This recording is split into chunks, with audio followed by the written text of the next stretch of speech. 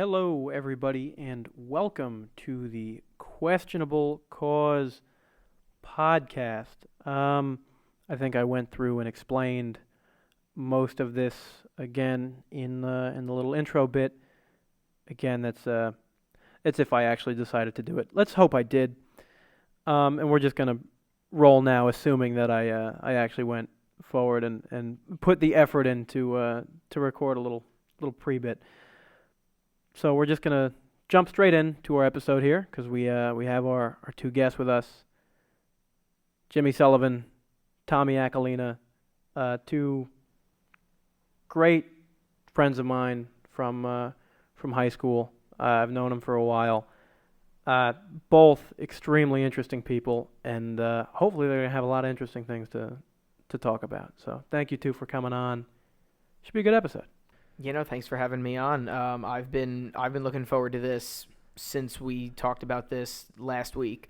So right now we're doing the lead-on program, of course, with Bergen Catholic, and wasn't expecting to see you here. I knew obviously me and Jimmy would be teaching one of those courses, and to see you here, and then you were like, "Hey, would you guys come on the show?" I was like, "Oh my God, yeah, I would. Yeah, let's do it." So I don't know. I don't know about you, Jimmy. I've been looking forward to this since last Monday. I think the best way to describe it is that Pacino quote in Godfather 3 when he says, "Just when I thought I was out, they pull me back in," and they drops. Yeah.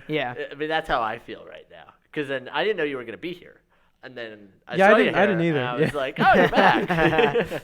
Funny how that happens. And then you asked us. I was like, "What kind of a question is that?" Of course. And I mean, it's kind of like when. I watch Colbert from time to time, and Stewart pops out of the desk. I feel like Stewart right now. It's like the full beard just popping out of the desk. But it's great to be here. It's great to be here. Absolutely. Oh man, that is fantastic. So, did we miss anything in the last 2 years? By the way, did anything happen? Well, in regards to what? Because I mean, if we're talking about the New York Rangers, no. Actually, yes. Big Artemi Panarin signing by the Rangers. Well, this coming year, we might have something good. And they also got Capo Caco, which I have to point out there just because go. I love saying that name. I'm still happy the Devils got Jack Hughes, though. He's going to be the better player. I was actually at the deal. Devils draft party when they drafted Jack Hughes. Oh, were they? I'm lit. So excited. It was great. Everybody was going crazy having a ball, and the party was over at 8:30 because they made the pick at 8:25. It was so funny. We all just went home. Were you covering that? Technically, yeah, but there was basically nothing to cover. It was just literally go out, have some fun. See if any of the players were there. They weren't. So then I was just like, all right, I'm going to hang out and have a good time. So I did. All right, awesome. There you go. Yeah, pretty much. along that lines, I figure. And don't worry, Jimmy. We will readdress that question of what has happened in 2 years very shortly. But before we take on the grand scope, I mean, let's just kind of look at each other for a little bit. The past 2 years. So I know both of you are. I mean, again, kind of along the point we're just making. You're out somewhere covering something for the Devils. I mean, you do sports reporting now, basically full time with your school. I don't know. It's up to you whether or not you feel like you want to say it. Fordham University. But all right. He's like, yeah, I'll let you know with the Fordham bag over there. Oh yeah, oh yeah. It's a shame we're not on video here. We got Fordham bag, Bergen Catholic shirt. Yeah. He's repping it all. Absolutely. God bless. So I mean, yeah, you're doing, that, and I'm not going to say it all started here, but we were doing a podcast your senior year, and then you were like, what? You and I were calling games too. This is so much fun. I'm going to continue doing it. And you do radio now, covering the Mets, that sort of stuff. That's a circus. So that's that's got to be fun. That's great. You haven't been assaulted though. Yeah, so that's a plus. Yes, that's true. That's true. Well, right. people ask me, what's it like covering the Mets? I said, well, my life has never been in danger. So that's, that's the first thing. Not yet. You wait. Yeah. But it's fun. I mean, you go to the ballpark and you say, hey, something's going to happen today that I've never seen before. And it might be good. It might not be good. But with the Mets, the Mets, despite being bad, are one of the most interesting teams in the league because they signed all these guys. They traded for Robinson Cano and Edwin Diaz, and literally none of it has worked out. So they've had a really hard time this year getting anything together. They're on pace for a worse record than they had last year, despite all of the moves. So they actually got worse, at least is all indications. But yeah, it's such a fun experience, and that was really a dream come true. Because I've been a Mets fan all my life, and it was just hard to describe. Like that day, I was like genuinely emotional when I found out that I got it, because I was like, wow. I'm 20 years old, and I don't know if it gets better from here. I'm sure. Genuinely. No, Jimmy, I genuinely know it will get better for you. You're killing it out there. It's really, it's awesome to see. Oh, thank you. But like, it's not surprising. Jimmy, yeah. From doing the podcast, from calling games with you, I'm not surprised. Yeah, I mean, you actually did even more than me. Jimmy's doing some great stuff. Yeah, because you also, when I was with the baseball team, so you also did lacrosse. You called lacrosse games by yourself that year too. That was on fun. top of all the other teams that we were doing. That took me a while to get down. Bergen. That's a hard sport to call. Yeah. I know how hard of a time we had with wrestling. Was it harder than wrestling? No, because there was time and score and all that kind of obvious stuff. Okay. So like, okay, ball goes in the net, goal. I mean, that's there you go. Wrestling, it was kind of hard. Like, oh, did he get 3 points for that? Did he get 2 points for that? Right. What was it? A technical fall was like something. Yeah, you know what? Honestly, I knew it, and I knew like the points and stuff pretty well when we did that for the 2 or 3 months that we did it. Yeah. I don't remember any of that anymore. Me neither. Nothing. Nope. It's a shame. It's a shame. And it was great fun wrestling though. team, and I'll come back and watch some of the matches. But fantastic program. I'd be lying if I said I knew entirely what was going on. I'd be lying if I said I knew any of what was going on. I mean, I go just for the sake of going. I mean, somebody takes somebody down. Hey, that's I could. Bad. Yeah, I can. It's bad for the other guy, but yeah, no. I can just about recognize when somebody gets pinned. That's about it. Yeah, that's pretty easy. But other than that, I couldn't tell you what. Yeah, it was where bad. The points there were were definitely like calls where we were like, "Oh, the one guy gets on top of the other guy," and it was just so not technical sounding at all.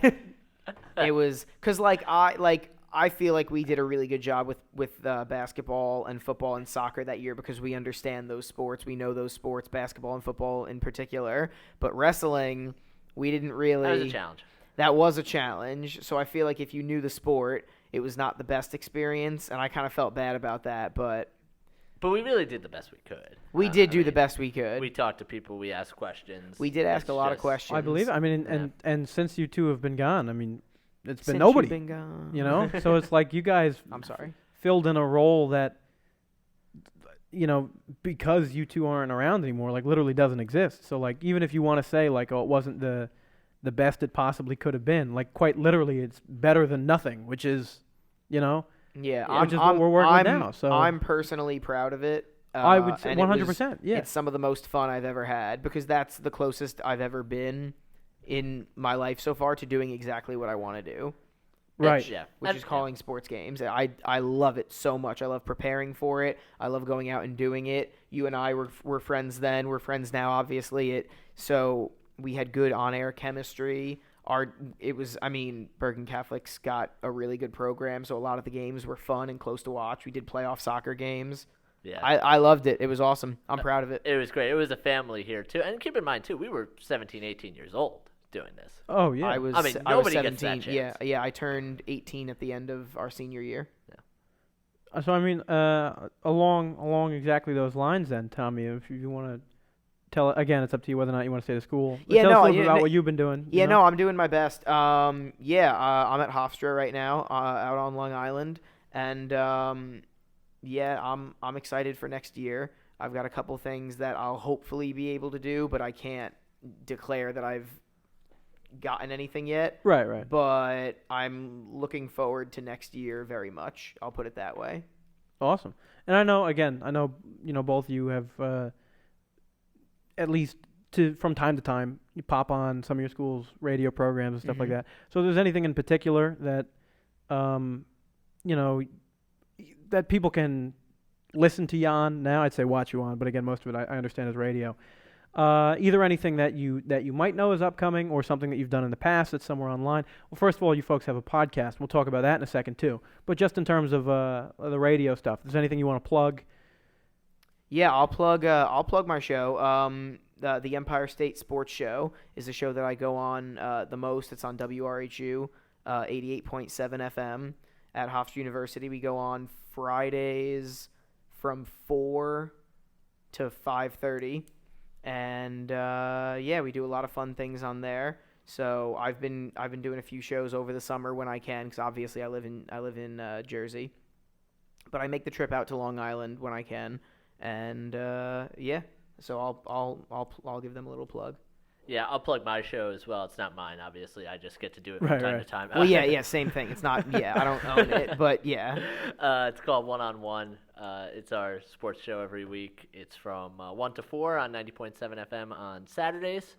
This Saturday, actually, I'm not going to be on directly, but they're doing a show from Cooperstown because it's Hall of Fame weekend. Well, didn't you interview? We talked to John Miller. John Miller, broadcaster. Yeah. Is that somewhere that people can find? Yeah, it's on the internet. If you go to wfuvsports.org, it should be one of the first links you see there, and you can hear a little bit of my voice and a lot of John's voice. And then we also talked to Rob Parker from FS1. He shows up on Undisputed from time to time, and so we got to talk to him, and we got to talk to John as well, and we had fun times, and you get callers from time to time who are great. We had this one guy, Phil from Crestkill, a few months ago, just started dropping F-bombs all over the place because it was the week of the Odell Beckham trade, and he just went a rough time. Nuts.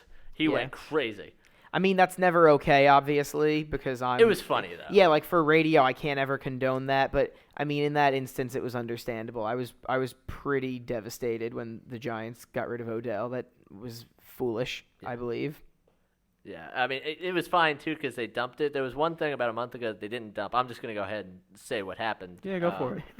Full-blown here. So our engineer decided it'd be a good idea to play team theme songs, so he found a Jets song, but he didn't listen to it before then. So I'm just going to go ahead and say verbatim what the quote was. So it was a Rex Ryan hype speech, and he goes, "Let's make sure we play like the fucking New York Jets."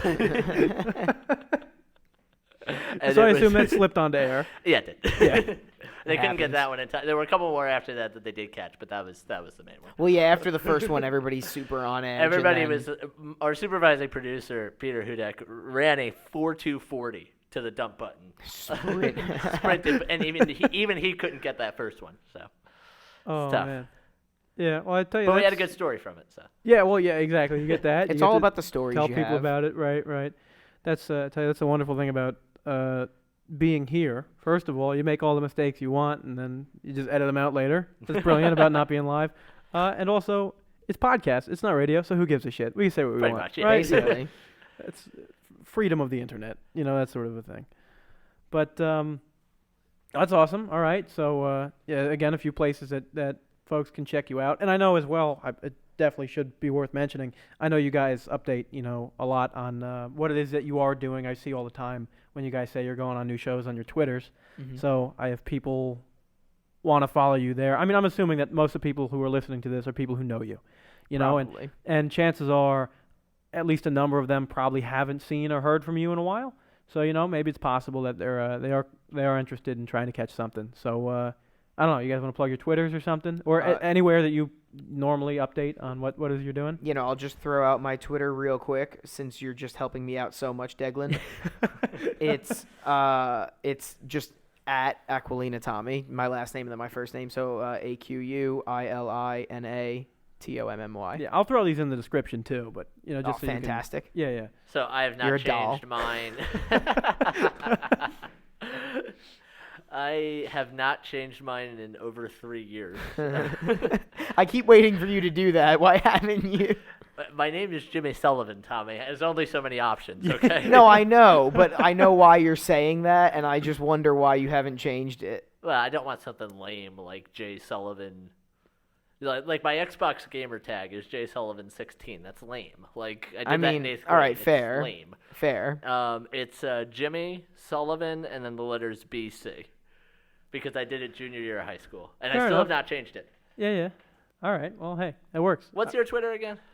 Oh, I think my almost everything is some variation of D to the Eglin. Sometimes with underscores. Yeah, I've noticed that. Sometimes without, because it worked. Well, first of all, I could just make my thing Deaglan, because nobody else is gonna have you that. You could, taken. yeah. You don't Yeah. have the problems that me and Jimmy potentially run into. Exactly, yeah. And at the very least, definitely no one else is gonna have Deaglan DiMurro. But I don't know. I've been doing D to the Eglin since I was in like 7th grade. it started on Instagram and pretty much, as I said, pretty much every other social You had media. Instagram in 7th grade? Some variation of that. I think so. Wow. I'm sure I did. I think I probably had it probably right around when I started middle school, probably about 6th grade. Wow. Instagram Yeah. is stupid. I have it now, but I finally got one over. I know Jimmy wanted me to have one. Yes. Since we were in high school, I Yeah. finally broke down like halfway through my sophomore year of college, and I made an Instagram. I was Took like, you all right, that long? whatever. I know you. Yeah, you I for really a put it while, off. Jimmy. You had one, then you deleted it for Then a I while. deleted it. I had a Yeah. meltdown one night, and I was like, Yeah. social media is the scourge. I'm deleting this. And then, like, That's funny because I get that. I remember totally that get point in your life because you were talking to me about it, and I was like, wow, Jimmy really is not into social media right now. and then I went to college, and I was like, you know what? Gotta get it back. Well, it was the weekend I went to college, and I was like, I want to like catch up with everybody, Yeah. like just see what people are doing. It's gotten out of control again, but Yeah, but it's really good for keeping in touch oh, with it's people. great Like- for keeping in touch with people. Hear me out here. Maybe unpopular opinion. I'm gonna say, to me, I think Instagram is like the modern equivalent, like for our generation, I should say, like of Facebook. Because here's like always the thing that I thought about Facebook, right, for a while, is that that's just basically it's like people just post like occasional updates on there, and it's like it's just for people to like loosely stay in touch. When I started using Instagram, this is probably about 7 years ago, it very much was like people were into just like posting anything. Like people would do shit posts, but like on their own personal accounts because nobody cared, right?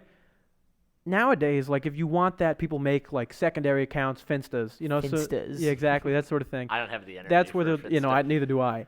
But that's where they'll do like shit posts and that sort of stuff.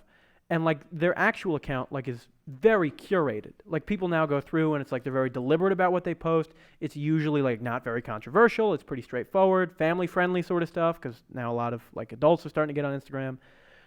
And again, like it's very curated. Like people go back and they delete old things, whereas I don't feel like it used to be like that. So in some sense, to me, it's almost like what you see on Instagram is becoming like that almost Facebook-y sort of like just occasional updates. I'm going to let you check in on how I'm doing. But that's really it. Like it's just after some sort of big trip or something. I feel like it's people's highlight reel. Oh yeah, Yeah, absolutely. right. That's what I I feel think like. that's Whereas all it's social like- media. Yeah, but and I think part of the reason why a lot of the content is more family friendly, that's people that want to do something career-wise where it could affect them. Right. So if they feel like a job they're going to apply for wouldn't like to see something, they don't post it. 100%. Similarly, for someone like me who wants to potentially be a public figure, you have those people where you don't want to be Yeah, caught. real careful. I mean, yeah, especially nowadays in the age of people's old tweets and things coming up, it kind of worries you a little bit. Like, I don't friggin' remember what I was posting right when I got Twitter. I tell you, that's what scares me the most is that, like, I think about, like, because tweets, I can see my own tweets. I can't say for certain that I never, like, went onto somebody's Instagram photo back in the day and, like, commented something dumb, right? Because they were, like, a friend of mine as a joke. And, like, I would have no way of finding it. Like, you can't just go back and, like, look at everything you've ever commented Yeah. on. There's no list for that. I mean, there might be an app that does it. There's but, an like, app for that. I'm sure there is. There honestly, But, like- there should be, because I definitely have said dumb things in captions. Oh, I'll tell you something I didn't post on Instagram because I wanted to, and it was a wasted opportunity. Go ahead.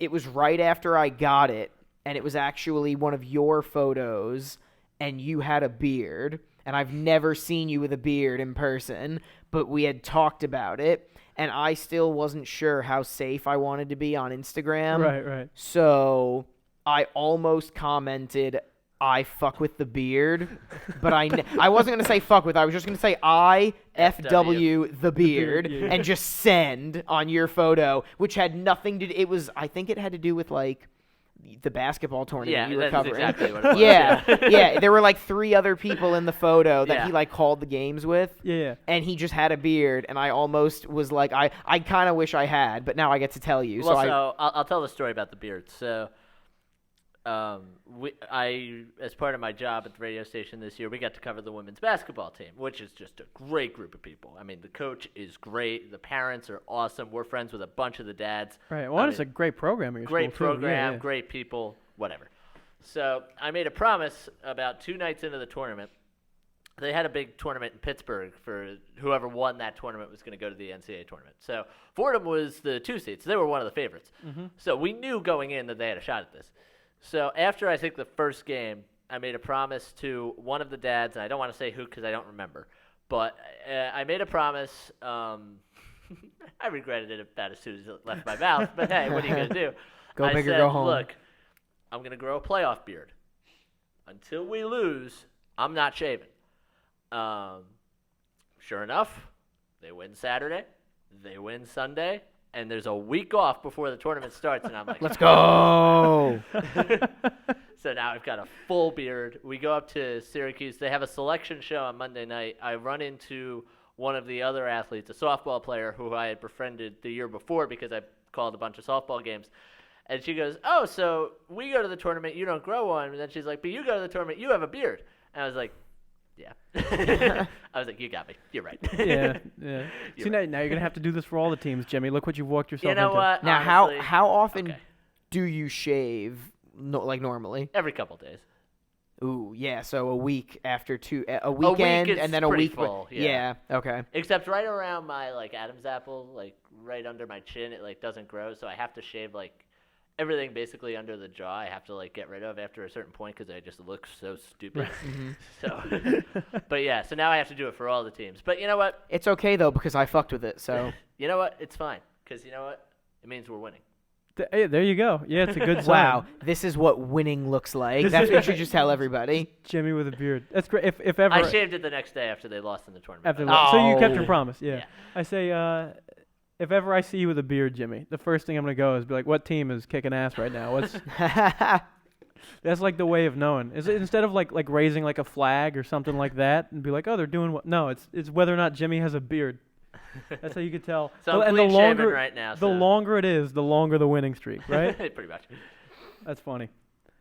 Well, anyway, I think this was what we're talking. Twitter. We're talking about Twitter. Yeah. Twitter. Yeah. So absolutely, and Instagram and stuff. You two can, or I'd say people can follow you too. Again, I'll leave everything down there. And the other thing I wanted to bring up as well, just while we're covering everything you folks have done, particularly in the past, it's been 2 years since either you were on the show. 2 years. It was my 18th birthday. We did this. Yeah. Really? Yeah. May I don't- 17th. I don't remember Yeah. that happening. Yeah. May Wow. 17th, 2017. There you go. So we were both on. yeah. So little over 2 years and a couple months. Yeah. Almost to the date. No, it is what's today. 'cause today? Today It is is the the 17th. Oh yeah. It is. So you go. Don't 2 know years this, and 2 so- months. That's pretty funny. Well, at that, I know you folks last summer. We talked about this a little bit a couple days ago, but Mhm. we should talk about it here. You two actually got to reconvene. Obviously, as you said, you go to two different schools, Mhm. so I don't know how often you see each other during the school year, but at least after your freshman year, you guys managed to reconvene and you did a sports show. We did. How many shows did we do? We did 8. You guys did like 8? Eight. Yeah, I remember. It was longer think than I went Game through of all of Thrones them this myself. year. Yeah. With a better ending too. It did have a better ending. Much better. God damn it. Yeah, getting Rose on, that was great. Yeah, no, we actually had a lot of fun people on there. We had Stephen Pappas one time. Steve Yes, Pappas. We yeah. brought Bill Leonard on. We did bring after Bill Leonard on. The weekend after he had gotten engaged in London, Yeah. we brought him on. We had exclusive access. It was crazy. We were like, were you nervous? How were you feeling? What's going through your head? Right. It was And a he big, gave us the inside story too of how it almost got boofed. Almost, yeah. He almost boofed it, but he did not, and he's actually his coming honeymoon home right for now. he's on his honeymoon right now. Yeah, he'll be So back from his wow, honeymoon. time flies, and it's just Yeah, it puts it into amazing perspective, the shit yeah. that happens. we did not get invited to the wedding though. Yeah, which honestly, that was bullshit. But putting that aside, If you're listening to this, Leonard, then then just know Yeah. it's okay. It's okay though. It's all right. Though, if they ever do like a renewal of vows, then let's Right, get it on. the- there. There you Then go. I fully expect an invite. that's great. But I say, I remember that was a good one. I mean, it was a good show. I mean, it was from what I remember. I think even in that episode, you talked at least to some extent about sports. I don't know. It was if a sports show. Yeah, I don't know if there ever was a particular sport and focus? Because I know you jumped around a lot. I Depending on heard what a was bunch of going on. different Yeah, stuff. we did jump around a lot. I mean, we talked about baseball a lot because it was over the summer. Right. So right. baseball season was in full swing. We talked about football the entire show that we had Matt Rose on. I always call him Mister. But that we had Matt Rose on. Yeah. We talked about football with him. I know we talked some hockey. We had Pappas on, so of course we talked some hockey. Hockey. And I think we talked we some baseball with Pappas too. yeah, we talked obviously like general life because when Bill came on, we were talking about him getting engaged, but we also talked about the Nets and we sang their praises a lot. Yeah. And How did that a go? lot has happened since then. And let me just say that might have been one of the best predictions. I can't speak for Jimmy, but that I've ever made because we were really talking them up. And all they've done since then is go above 500, go to the friggin' playoffs, which no one thought they would do last year, and then sign Kevin Durant and Kyrie Irving. That's not bad. Not bad at all. I kept saying, they're building to something. I'm not exactly sure what, but they're building to something. And I think this was the something. Because we spent the first couple episodes talking about they made all these moves, and we were like, yeah, these people know what they're doing. You knew they would strike eventually. Yep. I didn't think it would be this offseason. Like, I originally thought KD was like a pipe dream. And at that point, everybody thought Irving would just re-sign with the Celtics. So that was never something that I really wanted. I just knew the direction of this team is good. They have good leadership now, a great coach, great coaching staff, and a fantastic GM with a proven track record. And I love the direction they're going in. And even though they're always going to be the Knicks' little brothers just because it is the way it is, right now, they're both New York teams. The Nets are a way better situation, way better organization to be in right now. And ultimately, Kyrie, Kevin Durant, and DeAndre Jordan recognize that, and now they're all Nets, and the Nets are title contenders, if not this coming season, because, of course, Durant has the Achilles injury, but if not this season, the season after, they're legitimate title contenders. And the thing is, too, when you think about the Nets made maybe the most catastrophic trade in the history of the NBA. One of them. Getting Pierce and Garnett from the Celtics for like every draft pick they had. Like basically the NBA equivalent of trading your two best prospects for Robinson Cano and Edwin Diaz. I mean, if you think about it. It was way worse than that, though. Yeah, it was. And it didn't make sense at the time. I actually liked it at the time, and I think why they did it was because they knew they had to have a good team when they got to Brooklyn. That was their first season in Brooklyn. But they went all in on, like, literally, if they didn't, their title window, if you want to call it that looking back on it, but their window was always 1 year. Yeah. And then once they lost to Miami, it was like, okay, bye-bye. Yeah, that was done. I think they went to the playoffs the next year. They went to the playoffs 3 years in a row. But then they fell off the map after 14-15, and then they were awful. And Sean Marks has completely rebuilt that team from in 3 years. In 3 years, and now they're a legitimate title contender. Probably not this year, but definitely the years to come with the KD and Kyrie deal. So hats off to them. Maybe the greatest rebuilding job I've ever seen in my life in sports. And if it's not number one, it's top 5. I mean, I think you have to see them win a championship to call it that. But I think they have to at some point. Because not only was it good, they did it so quickly because they were bad. Like the backdrop of how bad they were. So when they were in New Jersey, they were a joke a lot. Like they had a lot of they went 12-70 1 year. They were on that level after those first 3 years. Even the third year they were under 500, but they snuck in because the East sucks. And then the year before, so last summer we were talking about all this, their record that year was 28-54. This past season they win 42 games, they go over 500, make the playoffs, and then they signed 2 of the top 25 players in the game. Not bad. Not bad. Not bad at all. But anyway, I mean, speaking of things not changing, we haven't done this in a couple years, and the East still sucks. So I don't think it sucks. I think it's really top heavy. Yeah. Like because last year the Sixers were a pretty good team, the Raptors were a legitimately good team, the Bucks were a legitimately good team. The Nets after the first third of the season were really good. So I mean, Indiana could have contended with Oladipo. Yeah, if Oladipo doesn't get hurt, I think they beat Boston in round 1. I think so too. Because Boston was a hot mess. Boston was a shit show. Yeah. Yeah, Kyrie kind of broke them, which is why I'm a little hesitant that the Nets have him. But, I mean, you take that chance for KD. Oh, absolutely. Yeah, I mean, Absolutely. yeah, like, how could you not? Yeah. So, yeah.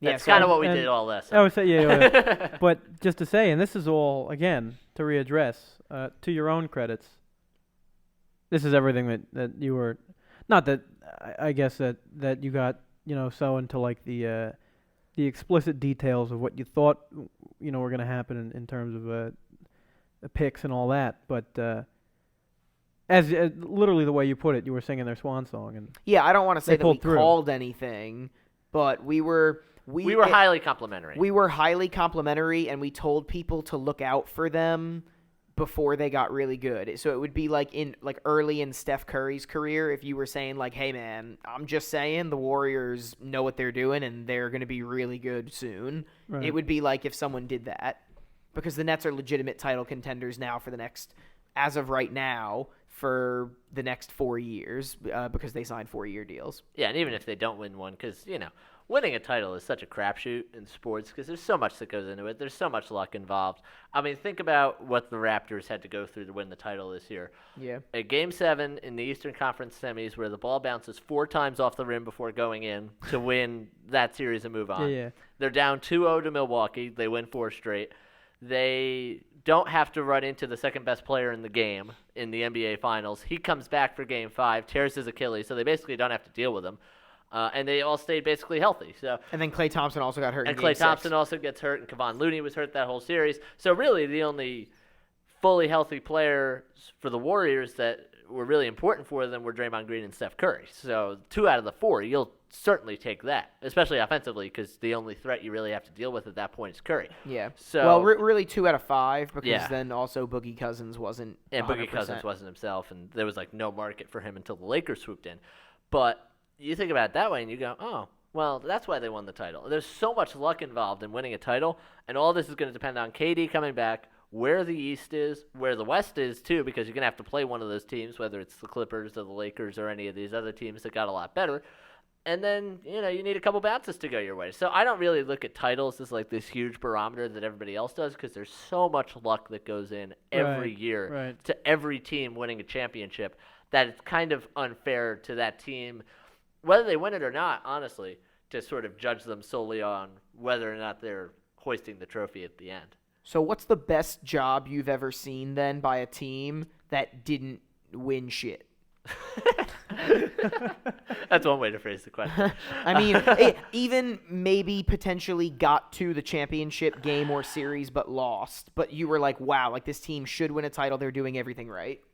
Yeah, the 73-win Warriors, I still pinch myself to say that team didn't win a championship. Because that was... Well, yeah, no, I know, but it worked out for the Warriors. You know what I mean? Like, they went to 5 straight conference... they won 5 straight conference championships. They won 3 of those NBA titles. It worked out for them. I mean, a team that did everything right, but they never... Like, in whatever their window was... Do you mean like they overachieved? Is kind of what you're saying? No, I mean like the Nets right now. Like, we're saying, oh, they're doing such a good job. But if they don't win a title in the next 4 years and then KD and Kyrie leave, you're saying it shouldn't be considered a failure. So I'm asking you, what was the best job you saw a team do, but they didn't get rewarded for it? There was no, like, actual accomplishment there. Yeah. Best job is... I gotta think about this now. The way you ask it, that's a good question. I'm trying to think of it, too, now. Because it really, you really don't think of it if they don't win. You fall into the obscurity of history. So, like, right. I mean, best teams that didn't win. I mean, obviously the 07 Patriots being undefeated going into the Super Bowl and losing to the Giants.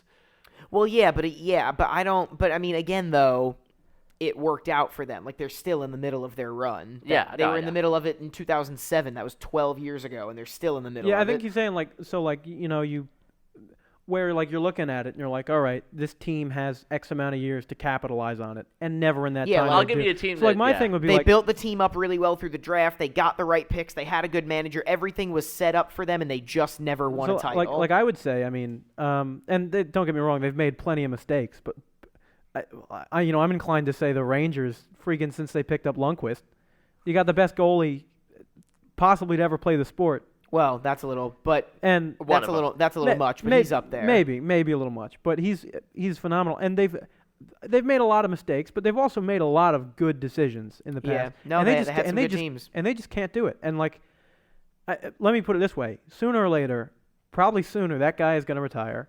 And, like, at that point, when he does, like, that to me is, like, that was your window. Like, if you ever had a window, that was it. And they're about to have the window closed without ever actually capitalizing on it. Give them credit though, because they had a fantastic offseason and they're recharging. When this team they have right now is at its best, Lundqvist will be retired already. Yeah. And that's the shame of it. Yeah. But I will say, going back to basketball, a team that kind of maximized the window, if you will. The first real super team was the Celtics in 2007, getting Garnett, going out, getting Ray Allen, and that was supposed to last 3 years, and it lasted 6. And Ray Allen left before year 6, but that team in year 1 wins the championship. Year 2, they get bounced from the playoffs. Year 3, they go to Game 7 of the finals. Year 4, they get bounced from the playoffs by Miami. Year 5, they take Miami to Game 7. They're up 3-2 with Game 6 in their building, and then LeBron just goes crazy. Probably the best performance of his career, I think, in Game 6, goes for 45 points. But that experiment was supposed to go 3 years, and it went 6. And they, when you think about it, kind of almost got 3 titles out of it, even though they only got 1. Right. So that would probably be my answer to that question. Well, I mean, that's that, but that's expanding, or as you said, extending the window out for as long as you can. Is there one that you can really think of succinctly that was like, you had the window, it was opened, it closed, and nothing in between? Yeah. Like they absolutely whiffed it. Because the Celtics won. Yeah, they won the title the first year. Yeah, and so they like got it was back. I mean, accomplished. Right. Yeah, like usually if a team puts it together, they win. A team that I would say, honestly, my answer to my own question, now that I think about it a little bit, would be the Mariners in the late 90s and the early 2000s. They had some really good teams. They went to the playoffs for the first time in 1995, and then in 2001 they won 116 games. Didn't go to the World Series either of those years, and in between, nothing. And when you think about the guys they had on those teams, they had Randy Johnson, they had Alex Rodriguez at shortstop, they had, for a little while there, Tino Martinez and Edgar Martinez, they had Jay Buhner, they had some fantastic teams. Ken Griffey Jr. was the MVP in 1997. They were really good, and they never won a championship. They never got to a World Series. They've still never been, and now they have the longest playoff drought in baseball. I would say on that note, I would go with same time period, same sport, but I'd say the Indians in the 90s. Yeah, very fair. 95, they were the best team in the league. Ran up against the Braves, got shut down by their pitching, losing 6. 97, they weren't as good, but they get through the playoffs. They go to the World Series. I think they beat Baltimore. They didn't have to play the Yankees either year. No, in 97, they beat the Yankees in the division series. Oh, okay, so they beat the Yankees in the division series, then they beat Baltimore. Yeah. And then they go to the World Series. They're up 2-1 going to the bottom of the 9th. Jose Mesa gives up the game-tying run. They go to the bottom of the 10th. Edgar Renteria walks it off with a walk-off single. The Marlins win the World Series. And that was just such a profound, like, open and shut moment because that was the Indians' best chance. Right. They never got back there again. Mm-hmm. They went to the playoffs in 98, 99, and I think 2000 as well. They had ridiculous offenses. And they had guys like Jim Thome and Albert Bell, who was one of the best hitters in the league, but didn't get along with the media, so people didn't really kind of appreciate him for that. Manny Ramirez. They had Oral Hershiser late in his career, was still pitching really well. Mm-hmm. And it just didn't work out for them. And they really should have 2 titles, and instead they have none. And that was such a hard moment for them. And kind of the way I think about it now is with the Indians, you know, that 2016 team really should have won the title as well. And now this might be the last year or one of the last years that they get to make a run. Window at this. might be closing again. And one, they're not as good as they were in 2016. And 2, you know, the rest of the league has gotten better and they just haven't been willing to. So I would say probably the Indians with that example because they really should have 2. 95 being the pure dominance and 97 being that close. Yeah, that Braves team, I mean, that pitching staff was just so good. Good pitching beats good hitting. What do you I mean, obviously you two really know your stuff, you know, especially when it comes to the likes of baseball. What do you two chalk that up to? Like, what do you mean? Like, is it just bad luck? Like, you know, you have such a phenomenal program, bad coaching. What at the end of the day, like, I mean, like if you have Jimmy have all the right cards, yeah.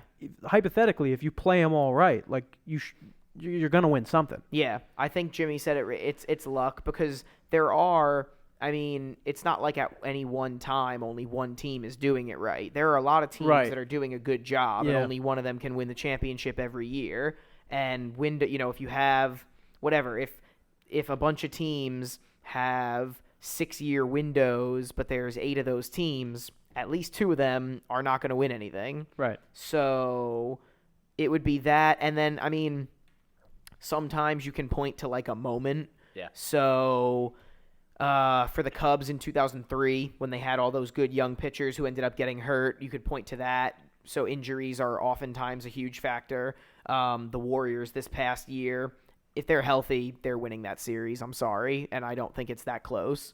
Yeah, I mean, I agree with that. But it's a confluence of circumstances as well because, you think in – so, for example, I'll go with 1997. The Indians have a 2-1 lead going to the bottom of the 9th. They have an all-star closer. You go to that closer thinking he's going to get me 3 outs and we're going to walk away as the world champions. And when that doesn't happen, you go, all right, I don't know what else to do here. Like, because their manager was Mike Hargrove, right? Yeah. I don't remember who their manager was. I'm pretty sure it was then. Mike Hargrove. Mike Hargrove turns to one of the best closers in the league, and odds are he's going to do that for you. And once it doesn't happen, then it's just that more crushing. I don't want to just throw my hands up and say, oh, it's nothing, but part of it's coaching. And frankly, for sustainability purposes, I'm going to rip on the Indians here a little bit. Part of it is ownership. Part of it's willing to spend, being willing to sustain a good roster. The best teams that win every year are teams that not even necessarily spend the most, but spend the best. So, like, the Yankees have spent great. They spend the money, and they've gotten really good players, and they've gotten really good deals as well. The Astros, same thing, have spent great. They've got prospects coming up. The free agent guys they sign, most of them work out. The teams that are unable to do that sustainably, they might have a 5-year stretch where they're in contention like the Indians have had. But once those prospects come up and then that well is sort of a little bit dry because all those guys are on the big league roster, they don't have a ton of opportunities to get better if they're not willing to spend. And that's part of why we bring up some of these teams because they haven't been willing to spend as much to sustain a good roster. Like the Mariners after 2001 kind of get blown up. And that team didn't even have Ken Griffey because that was his first year in Cincinnati, if I'm not mistaken. By 2001, A-Rod was gone. Ken Griffey Jr. was gone. Randy Johnson was in Arizona. That was the year they won the World Series. That was Ichiro's first season in America. He was really the only one that stayed, and then he just played with them until they decided to get younger in 2012. Yeah, and that was the last time the Mariners had been to the playoffs. So. Yeah, and then they actually were another team. I liked what they did circa 2014. They brought in Nelson Cruz. They brought in Robinson Cano. They had Hisashi Iwakuma. They brought in some good pieces, and they just never made the playoffs. Missed it on the last day of the season or the second to last day of the season in 2014, and they just weren't able to get back, and they blew it up this offseason finally. But, yeah, to your point with the Indians, a lot of the guys they have now, they're going to have to pay them pretty soon. Francisco Lindor is going to need to be extended, and they're going to have to make decisions on other guys. That's why they're figuring out right now, do they want to trade Trevor Bauer? Do they not want to trade Trevor Bauer? What's the move there? They gave Carlos Carrasco an extension, so they want to hold on to him, but they're going to have to figure out. They gave Jose Ramirez an extension. He's having a miserable season, by the way. Awful. And he was an MVP candidate the last 2 years. Yeah. But then also going back to what you said, not even spending money, the guys that they've let go, look at so they have a really good infield, of course, but look at the infielders they've let go. Brad Miller this year, when they were hitting under 200 as a team and they let him go, now he's a solid bench player for the Phillies. Look at what Gio Urshela's doing with the Yankees. He was almost an all-star. Yandy Diaz is having a really good season with the Rays. Those are the top 2 teams in the AL East. Those guys are big parts of those infields. And the Indians let them get away. And I think just going back to your question, there's certain organizational patterns that happen. So, like, that's why the same organizations are up there year after year. And that's why it seemed like the Mets always, just because they're the Mets. It just is with them, I think it's an organizational thing. Because other than 3 months in 2015, they've been awful for the last 13 years. They have, I think since 2009, like the 3rd most losses in baseball. Wow. That's possible. That's a big market team. That's been one of the worst in the league, other than the 3 months in 2015 and going to the wild card game in 2016. No, that can't be true, though. There have been teams that have been way worse. Maybe in the National League then, but yeah. Like the Marlins definitely have a worse record. Yeah. But the Mets have been consistently bad because, one, they're not willing to spend. Two, I think a big thing, too, is they're not willing to at least listen to analytics because that stuff's really important because that's the direction everybody else is going. And three, the people they spend the money on are almost never worth it. And that's an organizational pattern that you look at and you say, they're not going to win. I just don't like the way they run the organization, though, like with how they handle their players. Like in regards to the media, they coddle their players. Yeah. They didn't force Mickey Callaway and Jason Vargas to go out there and apologize to Tim Healy and say that they were wrong. They didn't, like when players have a bad loss or something and they don't go out and talk to the media, they coddle the player. Instead, the Yankees force their players to talk to the media. Clint Frazier is in the minor leagues right now, partially because he didn't talk to the media after a bad game. The Yankees don't tolerate that shit. The Mets do, and it's part of the reason why you have Jason Vargas attacking a reporter. Who else? It happens way more frequently with the Mets than I think any other team, where there are scuffles with reporters. That really doesn't happen anymore, and it does happen not frequently with the Mets, but a lot more frequently than with anybody else, I think. Do you think it's really hurting them, though? I think it's such symptom. a bad look. It's a symptom. It's not It the is such a disease. bad look, but like, do people care enough? You know what I mean? Like, people are still gonna go watch him. I mean, anyway. they'd still be bad if this didn't happen. Well, yeah, no, they would Let's be still honest. be bad, but you make people dislike you. You make Sure. players not want to go there. You make fans not want to watch the game because they don't like the players. I know Mets fans that are like, I'm done watching them. Well, I mean, the Mets now have 80% off tickets just to avoid the I saw that. embarrassment of Oh an my empty God. stadium. And the What season a ticket joke. holders are pissed, as they should be. Oh, of course. I mean, I'd be too. They thought that was clever because Alonso's number is 20, but that was terrible. What do you think of being smat? Yeah, no. I haven't seen this. So they're doing tickets 80% off 80% off for the rest of the season. for the rest of the season. And there's certain restrictions on it, but for most games you That's should be able to get them. Yeah. embarrassing. Just because they don't want to have an empty stadium for the last 2 months and change of the season. That's nuts. It's insane. We do a ticket giveaway on our show, and I was joking last week. I said, well, the Mets will give you 80% off, but we'll give you 100% off. Yeah, there you and go. then I realized, I was like, yeah, they could get these tickets for like $8. Yeah, so that Yeah. like that kind of makes their giveaway not worthless, but It's not much of a giveaway because the Mets are doing the same thing. so. Yeah, exactly. Yeah. Yeah, exactly. Yeah, they're doing their own ticket giveaway. Yeah, basically. you got you hit the Basically, nail on the you- head, Declan. Basically, you're just paying the shipping and handling. Like that's Yeah. all. That's all you're doing. Hey, all the money goes somewhere, right? I mean, That's nuts, though. That I didn't know. I mean, I 80%. know they were having some difficulty, but 80% off. That is Yeah. Where are they in the NL in attendance? they're okay. Because early in the season, people were coming out like, ooh, I'm curious. Yeah, This is that's right. That's interesting." right. Yeah. And then once the bottom dropped out, people were no longer coming out. So I don't know exactly where Yeah. it's at now, but I'd say somewhere in the middle. Okay. There's a lot of average teams in the National League, so maybe more towards the bottom because the Mets are not average; they're just bad. Yeah. Well. Yeah.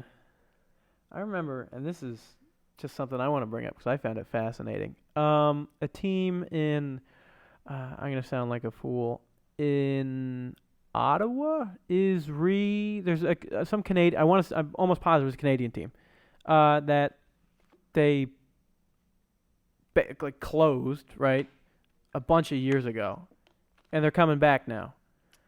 Oh, is that with the Rays with the Montreal thing? Oh, is that it? The Montreal Expos? Expos, yes, it's the Expos. Yeah. And Yeah, I think I want to say it was you, Jimmy. I saw a tweet from where like you like literally you pointed out, you were like, for their last 15 years of operation, not a single game got above the median attendance for Yeah. for baseball, or maybe it was I'll find the exact television. number. Yeah, television. That's just not numbers going to of be watching. sustainable. There's no way And- you're going to be able to have a team. And I looked at Call that two. and I was dying. You're like, because like the way you write it too is it's like in the past 15 years, not a single game, and then like just at the very end, it's like not a single one of them. And it's like that's when you think about it like that, like it is kind of. Did you pull it up?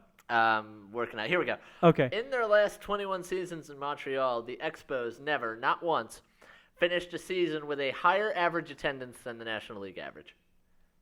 Yeah. Never, not once. They're And when no you read better than Tampa Bay or Miami. when you look at in the past or in the last 21 years. From 1984 to 2004. Yeah. And they had some good teams in there. They never made the playoffs, but they had some good teams. In 1994, they would have made the playoffs if the They strike might have didn't won it happen all that in year. 94. They had like one of the best teams in the league. With They like might Matt have. Williams and a young Pedro. I think Dennis Martinez was still on that team. Like, Yeah, no, they were they were filthy. a good team. They were filthy. That to me, well, I mean, that kind of like brings it back to perspective. Like at the end of the day, like you could say anything you want about a team, how great they are. Like if people just aren't out there for them, like that's all it is. And also, It's just you need to bring in fans. You need to bring in money. And At the end of the day, that's what the business is. the thing is, too, you can't make people care about bad baseball. I mean, Right. the Marlins moved down to Miami. They moved to Little Havana. They had this crazy theory that building a great big stadium was going to, quote unquote, fix the area. It was really just this big like gentrification thing. Yeah, They were yeah. going to fix the area, and people were going to come to Marlins games, and it was going to be safe.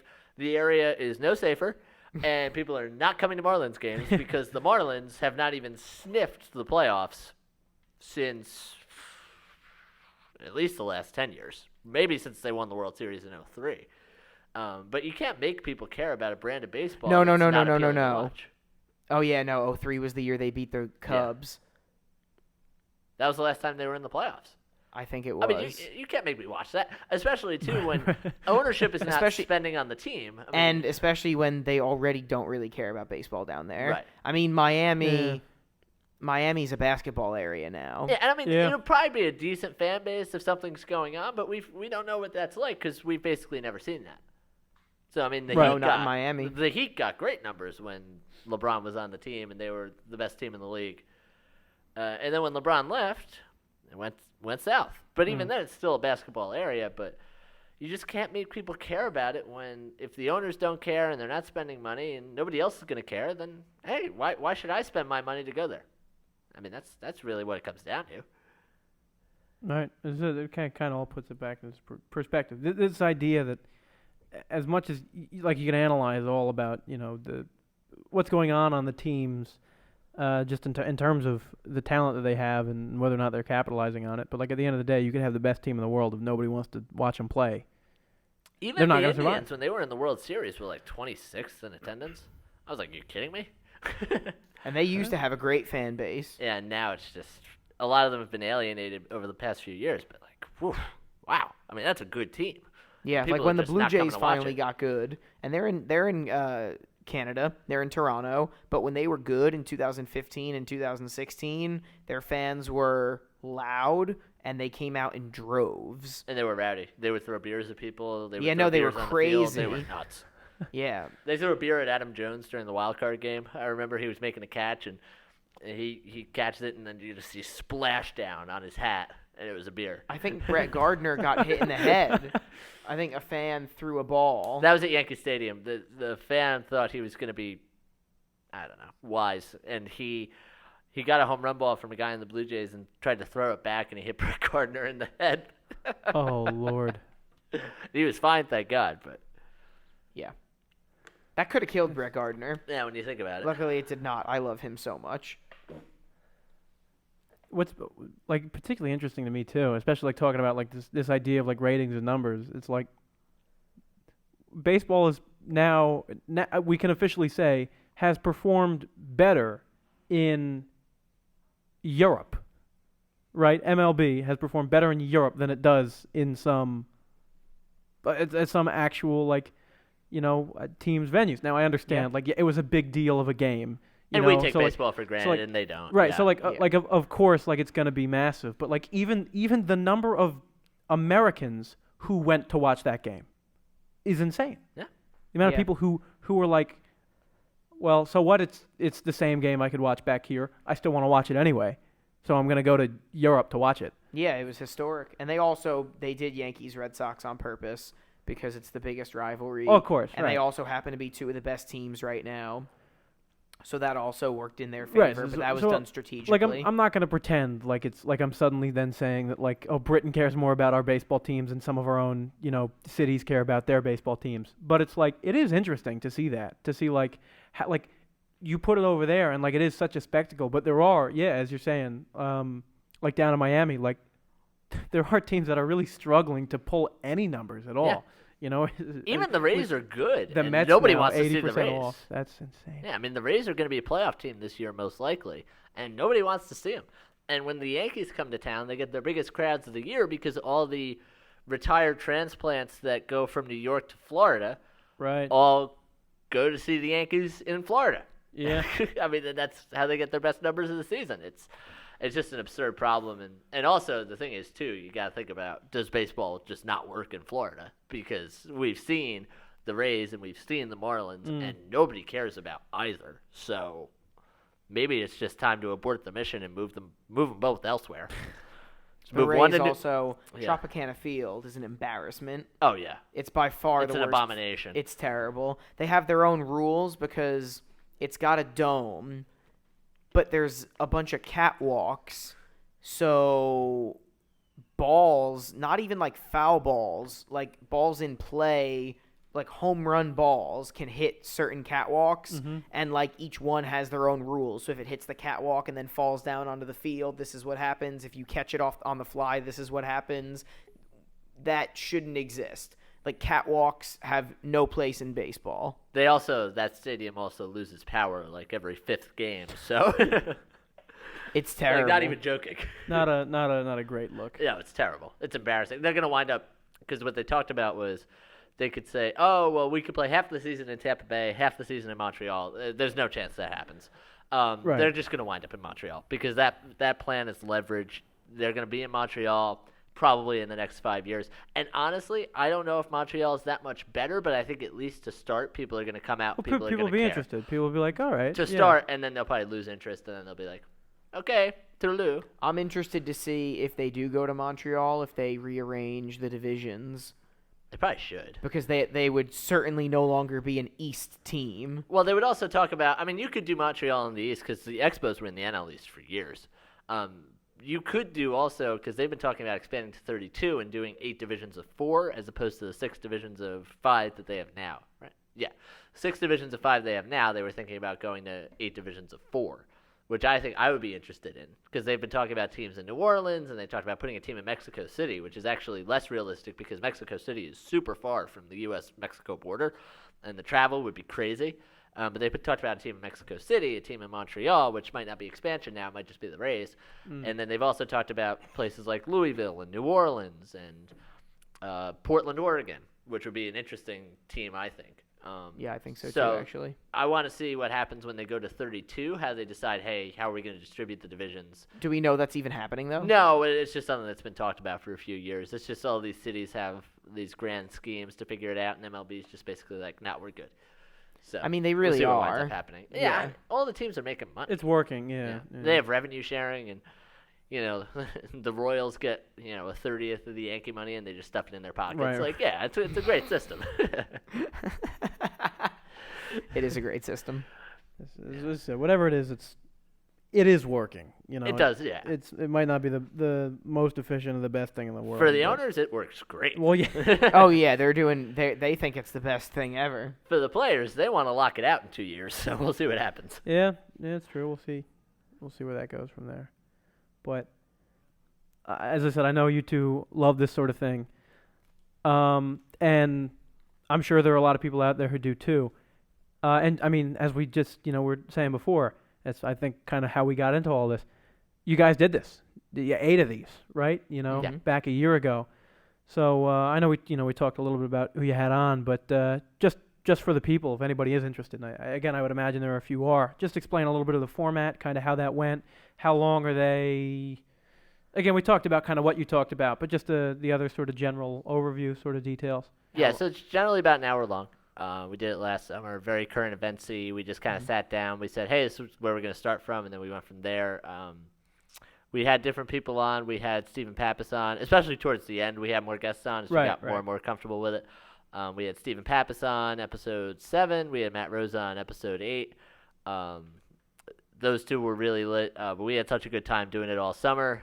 We did it basically every week from June to August. Basically, we did it. We put all the episodes on something called podcast.com, and it was the Sully Stats show. So say, all right. So So- Sully and Stats. Definitely. Again, I'll throw this in the description. Yeah, as and well. the and being the and symbol, not the word and.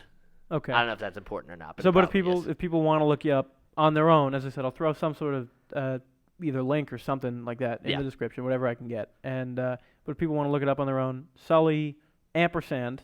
That's the word for the and symbol. What's it called? Stats. What's it called? ampersand. Ampersand? I've never Ampersand. heard that word. Yeah. Oh, you know. Oh, Yeah, it's like the little- ampersand like symbol? The I know exactly what you're talking yeah, about. squiggly and. I'm That so looks- happy. Looks like I'm so happy that I know what you're talking. What it's called now. that now you know. Yeah. The ampersand. Yeah. That's so Ampersand. cool. It's, That's like that for me is like on the same level as knowing what an aglet is. Oh, that's a shoe tip thing. Yeah, Yeah. it's the thing on the end of a shoelace. Come on, didn't you watch Phineas Yeah, and Ferb? it's on. We were exactly. screwing I around couldn't remember with- what show that was. It was Phineas and Ferb. We yeah. were screwing around with Oobleck the other day, like the thing Oobleck. with Yeah. Dr. Seuss. That was cool. Yeah. All sorts of cool words. Yeah, one of our colleagues was looking at me like I had 3 heads because I didn't know what oobleck was. I was like, dude, I've never heard of that in my life.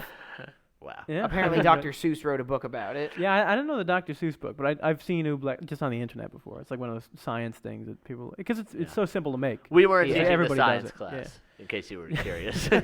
That's yeah. They were doing, believe it or not, sports media and journalism. So fitting. But Yeah, we figured we would start with the topic we anyway. didn't know much about. exactly. Yeah. Anyway, yes, that is an ampersand. I will tell you the other one that got me. You know, like 3 dots. If you have dot dot dot. Yeah, an ellipses. Ellipses. That Yeah. one. I mean, I like I've known that for a while. I think I learned that probably freshman year. But when I learned that was like a thing, it blew my mind. I was like, oh, I thought it was just 3 periods, and like people just Yeah, call like, it dot it's dot just dot. dot dot. Yeah. That's just what it was to me. But it's like Yeah. it is ellipses. Like that's what you call it. Whatever. Blew my mind. Anyway, Sully and Stats. the ampersand. Mhm. Sully and Stats, and it's on. Podcast.com. Podcast.com. I'm going to check just make sure it's there. But yeah. This is still up. Yeah. Yeah, I it's mean got- it's just now assumed, they're a yeah. year old, so the current eventsiness of them has really left. You can go back though and listen to us talk about how good the Nets were going to Well, be see, and how I mean, good they are. And in you can some sense, it realize almost makes it more interesting when you take like the retrospective it sort does. of. Yeah, it does. Yeah. Sort of like how much did we get right? How much did we? And I'm sure no offense, I'm sure there's some of that in there too, where it's like some things that weren't so correct. You know, prediction wise. Oh yeah, So, I'd be interested to go back. Yeah, like on the show, Jimmy used to say there was this one guy whose name was Jonathan Scope, but it actually is pronounced Shoop, or it should be. What's it, Well, it Jonathan? should be pronounced isn't- shoot, but it's scope. Jonathan Scope, isn't that the guy who? Correct me. Is that's the guy who from like the Scopes trial who taught? No, baseball player. no, Yeah. baseball player. No, but I'm saying, is that not the same name? No, John it's Scopes? spelled differently. So Scopes was Scopes. That was the monkey trial, and then Yeah. this guy is Schoop. So he kept saying "shoop" like the Salt and Pepper song, like "shoop." Oh, but it is. bad, but But the word is Scope. it's He scope. pronounces it Scope. It is Scope. Okay. Yeah, and the rest Yeah. of the world says scope as well. All right. Well, he's from the Netherlands, so I guess it's different there. Oh, I got it. That's like I don't. And this has a totally different context when you say it any time in the past 2 years. But the physics term joule, like a Like Uh, JEWEL. Oh well, no! it's Oh, the it's like actual, like, JULE, oh. or I think is how it's spelled. It's Yeah. but like it's for like wattage and power. Yes, it's yes, energy. yes. It's pronounced joule.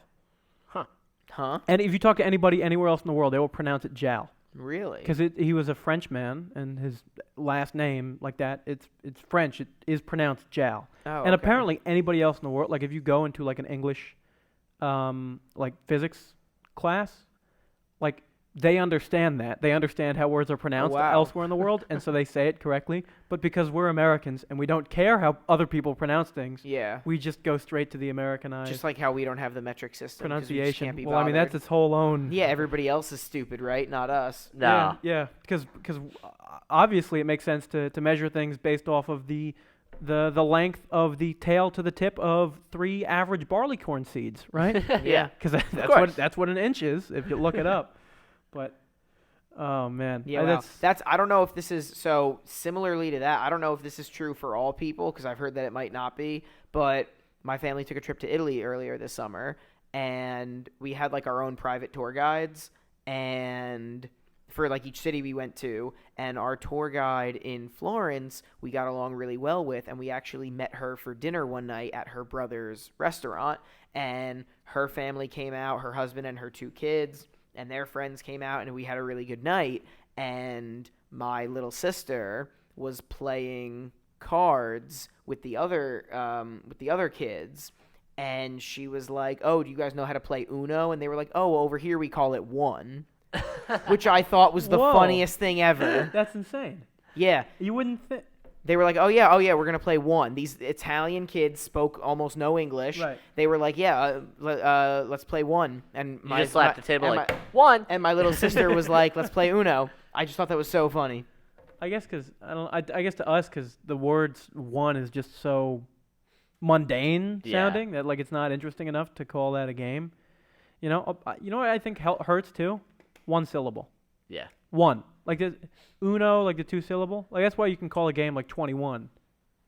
Yeah. I don't know. Are there any games? Maybe I'm Game with of life. one- Are there? If you want to count life. But that's the thing. Nobody calls it life. People call it the game of life. the game of life. So would you say any games with one syllable? I mean, I'm sure there are some. Pong, Yeah. right? No, you mean like ping pong? Well, Pong is a Well, you can call it Pong. Yeah, the video game. They're like the Pong. video game. Yeah. Oh, yeah, okay. yeah, Pong. Oh, all right. I There mean, you go. to be fair, like video games, I guess that's probably not even worth treading in that territory because people name video games anything. But I guess that's in some way true. Like, are there any like physical games that 2 it's syllables just is like not- the sweet spot, I It's not. find. It's not Yeah, catchy. 21. Well, 21, 21 is 3. 21 sorry. is 3, really. Sorry. Sorry. Sorry, right? You know. Oh, you know what? I have one with one syllable. Risk. Risk. Oh, or Clue. Clue has one syllable, yeah. Clue. I mean, I'm sure there are a bunch, but I guess it just I don't know. Yeah. Especially if it's like just the word one. Yeah, that's boring. That wouldn't work for me. But if you listen to how like Italians speak, one is pretty like just like how Uno sounds differently than Right. a So lot of what English is? words. I mean, I don't know any. What is one in Italian? Un. Un. Yeah, it's Alright, one it's syllable. Same thing. Same as, as- same same thing as deal. French. I get maybe to them Uno is too similar to un, and it's like it just doesn't have that flavor. So calling it one Yeah. Yeah. is the equivalent of us calling it Uno, because it's like Maybe it's ev- something else. It's Maybe every country just picks Just picks another a another language. country's language, and that's how they say it. But So for- America picked Spanish. So some Latin American nation, I'm sure. Yeah. Italy got saddled with an English-speaking country. Maybe Great Britain. Maybe the U.S. Who knows? That might be what it is. I would love that. that could totally be it. That's exactly what it is for only that game. Yeah. Only that game. Yeah, Only everybody that just game. came together for the one game, that and they one decided, all right, listen, guys, we're going to plant the seeds in these kids' heads. They're going to have no idea. And I then they're just- going to pass it to their kids, or pass it to their kids, and then Yeah, and we're It's just one going day to somebody we're could just talk going about to it on troll the the entire podcast. planet. Yeah, yeah. Oh man, that's pretty funny. Anyway, I think we just cracked the code. yeah. I don't even know what code we were trying to crack, but whatever it was, we got there. Let me just speak from my own perspective to jump back. I listened to their show last year. I will admit, I think I waited until they had done all their episodes to finally go through and listen to them all. It's phenomenal, and Thank you. I'm not a huge sports guy, but there's definitely there's some sports I can keep up with real well. Some that I can't, but I know enough people who are that I've heard enough of the bits and pieces to know what somebody's talking about. You know, I can't necessarily hold a conversation in every sport, but I can listen to one on just about every sport. And it's a great show. Seriously, if you're into it at all, I mean, I'd say you're going to learn a lot. But as you rightfully pointed out, some of it's some old news, but there's a lot of interesting perspectives. thank you. And we I mean, appreciate that. because you two are so knowledgeable, not just in sports, but in a lot of other things. It's interesting to hear how you guys talk about and compare things, especially in the world of sports. And you go, doesn't this kind of make you think of, and either you draw on a totally different sport, and you kind of have a connection that you draw, and because you two know everything so well, like in the world of sports. Like, it's insane to me to hear you guys go like seamlessly from baseball to football to hockey to whatever, just seamlessly, and you still know all the details and all the stats and everything like that. But you just have so much of that. It's fascinating. So if you're into any sport at all, I promise these two will absolutely captivate you. It's a phenomenal show. Sully Stats. Go watch it. Thank you. And thank you. I guess just to clarify, because people are going to be curious, we're probably not going to see a return of that this year. Probably not. We've been busy. Yeah, probably not. Maybe a one-off episode sort of Maybe, thing, yeah. but not like a season. I would love to do a one-off. Yeah. I'll let you know when I'm available, but let's try to do that. Yeah. it's a small window. Yeah. Speaking of small windows, Yeah, there you this go. one Yeah. this one is quite small. Yeah. But we'll see. Yeah, no, I would love to if we could make it Well, work. thank you for all that, Deaglan. We really appreciate it. Now watch this drive. I promised myself I was going to work that in. Gotta throw that in there. But certainly, as I said, definitely you can follow these two on Twitter. Keep up to date with them. I'm sure if they do reconvene the show, it'll be on there. If anything happens, I'll let you know here. Read the description because it's going to have that stuff. It'll probably also have details about like my social media as well as some social media that I'm going to hit us up for unlimited amounts of dumbassery on Twitter. Oh, yeah, absolutely. Yeah. I know, especially for me. Yeah, George Bush memes. 100% George Bush memes. I'm not heavy on the George Bush meme game. No? But yeah, no, my dumbassery is mostly the written word on Twitter, so I guess like orally is how most of my dumbassery comes at you. And to be fair, if you want to hear about this, I'm doing two shows with these guys because I love them so much. I'm so glad they could be here. They're going to be on Political Inaccuracy as well. So that one's, I'm sure, it's probably coming out basically the same time this episode is. So if you want to hear a little bit more about the dumbassery, I wouldn't even. It's just some of the Twitter antics, some of our own and some of someone else's. You take a listen over at Political Inaccuracy. That's going to be a great discussion, I have no doubt. But certainly, keep up to date with these two. Again, if anything comes from them at all this year, I'm certain I will probably do some sort of update as well, just to let you all know. Because as I said, I think if you're listening to this, you're gonna want to listen to what they have to say on their own show. But certainly, if not this year, we can always look forward to the years to come, and absolutely in their own individual stuff as well. As we said, they're doing a lot of great things at their school. And again, I don't want to give anything away for either of them, and I don't know anything myself, but I would have to imagine that soon these two will branch out beyond their own schools as well, and into either the professional world with someone else, or maybe even on their own terms, on their own accords. In which case, either way, I'd love to see it. I think it's going to be phenomenal. So certainly, keep up to date with these two. You're going to want to. Mazel You really tov. will. All right. Yeah. 3 cheers for that. But either way, again, it was just such a blast. Getting to see you guys again these past 2 weeks has been phenomenal, and Yeah, getting you to watch too. you Yeah, no. do Yeah, your it's been thing, great. teach your course has been great. But it has been especially great to have you two on again. This was a lot of fun, and just thanks. As I said, thanks for We're sharing that, so thank you. Yeah, for giving your time and sharing everything that it is that you two withhold about the world. The thing is, we sports. love it. Yeah, like yeah. it's Oh, we one of love my it. This is favorite fun, things yeah. to Oh, do. of course. So no problem. If we didn't have lives to live, we would do this all day. Well, yeah, ain't that the truth?